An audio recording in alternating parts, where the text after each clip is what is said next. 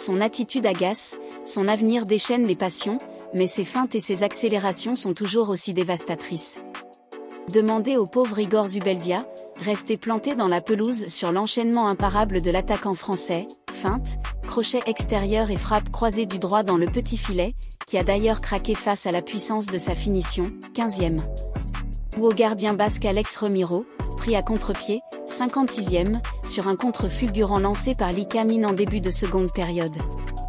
Avec ces deux éclairs, Kylian Mbappé vient rappeler qu'il reste indispensable à son équipe et la star du club de la capitale, jusqu'à son départ annoncé l'été prochain.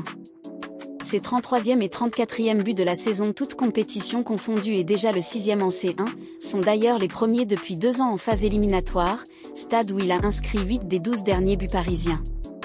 C'était déjà en Espagne, mais sur la pelouse du Real Madrid, lors de l'énième remontada subie par le club parisien, 3-1. Le statut a changé, le talent est toujours là.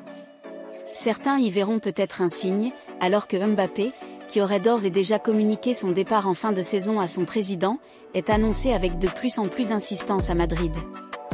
Des rumeurs, qui, couplées à une petite baisse de forme, ont fait changer le statut de l'attaquant de 25 ans, indéboulonnable à Paris depuis son affirmation comme l'un des meilleurs joueurs du monde.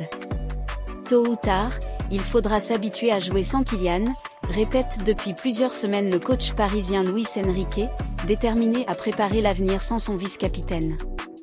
Vendredi dernier à Monaco, 0-0, l'entraîneur espagnol a sorti sa superstar dès la mi-temps, après l'avoir fait démarrer sur le banc à Nantes le 17 février, 2-0, puis l'avoir remplacé à l'heure de jeu contre Rennes le 25 février, 1-1.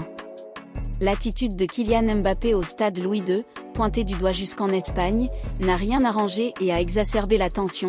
Il est sorti du vestiaire téléphone à l'oreille alors que le match avait repris, contournant lentement la pelouse pour rejoindre non pas le banc de touche mais la tribune où était assise sa mère, qui gère ses intérêts.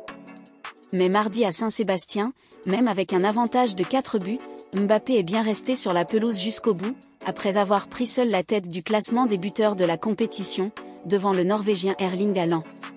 Et si l'avance de 9 points en Ligue 1 devrait permettre à Luis Enrique de continuer à gérer le temps de jeu de son buteur providentiel, on doute qu'il fasse de même en quart de finale, où Paris aura plus que jamais besoin du génie de son numéro 7.